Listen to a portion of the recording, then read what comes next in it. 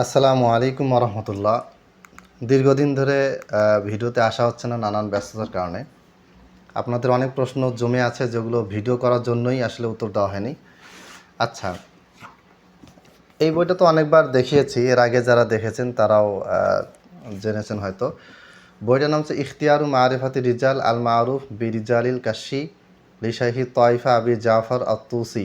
ঠিক আছে, শিয়াদের ইসনা আশারিয়া শিয়াদের মৌলিক যে বইগুলো আছে যেগুলোকে তারা সবচেয়ে গ্রহণযোগ্য রেফারেন্স হিসেবে উল্লেখ করে তার মধ্যে এই বইটা অন্যতম একটা। এই বইটার ২৬ এবং ২৭ পৃষ্ঠায় একটা রয়াত আছে, আরও অনেক জায়গায় আছে। এই রয়াতে বলা হয়েছে, এটা প্রকাশনী ছাপাগুলি বলি, তাহকিক করেছেন আস-সাইয়্যিদ মাহদি মুআসসাসা আহলে বাইত আলাইহিমুসসালাম। ঠিক আছে, প্রকাশনীর নাম। এবার দেখেন বইটাতে লেখা হয়েছে যে আন আবি জাফরিন আলাইহিসসালাম ক্বালা কানান নাসু আহলা রিদ্দাতিন বাদান নবী সাল্লাল্লাহু আলাইহি ওয়াসাল্লাম ইল্লা সালাসা ফাকুলতু আমানি সালাসা ফাকাল আল মিকদাদ ইবনুল আসওয়াদ ওয়া আবু যার আল গিফারি ওয়া সালমান আল ফারিসি। আচ্ছা, আল্লাহ নবী সাল্লাল্লাহু আলাইহি ওয়াসাল্লামের মৃত্যুর পরে তিনজন সাহাবি বাদে বাকি সবাই মুরতাদ হয়ে গেছেন। তিনজনের ভিতরে একজন হলেন মেকদাদ বিন আসওয়াদ, দ্বিতীয়জন হলেন আবু যর গিফারি, আর তৃতীয়জন হচ্ছেন সালমান ফার্সি।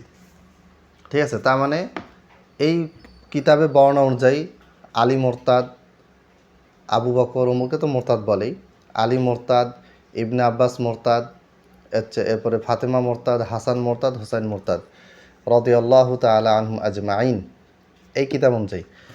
আরেকটা বই আছে, সেটা হচ্ছে মোল্লা বাকের মাজলিসির লেখা হায়াতুল কুলুব। হায়াতুল কুলুব, এটা পিডিএফ আছে আমার কাছে, আমি রেফারেন্স লাগলে আমি এক সময় ভিডিও আকারে দিব বা ছবি তুলে দিয়ে দিব।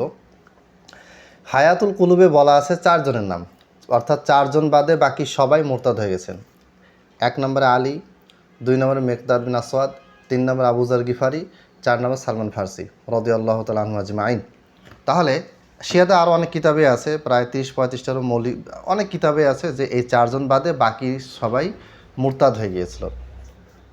তার মানে শিয়াদের মতে ফাতেমা মুরতাদ, হাসান মোরতাদ, হুসাইন মোরতাদ, নাউজুবিল্লাহ আস্তাগফিরুল্লাহ, এবং শিয়ারাও মোরতাদ। কারণ শিয়া আল্লাহ নবী সাল্লাল্লাহু আলাইহি ওয়াসাল্লামের পরে সবাই মোরতাদ হয়ে গেছে 4 জন বাদে, তার মানে সবাই মোরতাদ, সাহাবীরা সবাই মোরতাদ, তাবেঈরা মোরতাদ, তাবেঈরা মোরতাদ, এবং কিয়ামত পর্যন্ত যত শিয়া আসবে এরা সবাই মোরতাদ।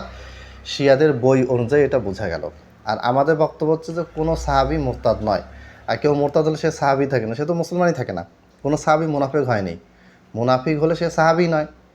সহিহ মুসলিম 12 জন মুনাফিকের কথা আছে, এটা একটা ভিডিও আমি করেছি, এটা দেখে নেবেন ইনশাল্লাহ।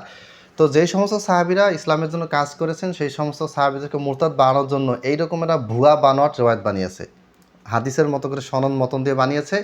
এবং এই বর্ণনাগুলি দিয়েই যে তারা যাদেরকে ইলাহ মানে, আলী, ফাতেমা, হাসান, হুসাইন, যাদেরকে ইলাহ মানে রব মানে বা রবের চেয়ে বড় মনে করে, সেই ব্যক্তিরাও মুরতাদ হয়ে গেছে তাদের এই রেওয়ায়ত অনুযায়ী। মানে রেওয়ায়ত বানানোর সময় হুঁশ ছিল না যে কি বানাচ্ছে তারা মানুষকে খাওয়াতে গিয়ে কি খাওয়াচ্ছে এই হুঁশটা ছিল না। যাই হোক, আল্লাহ তাআলা আমাদেরকে শিয়াদের কুফরি ফিতনা থেকে আমাদেরকে রক্ষা করুন, আমিন। আসসালামু আলাইকুম রহমতুল্লাহ।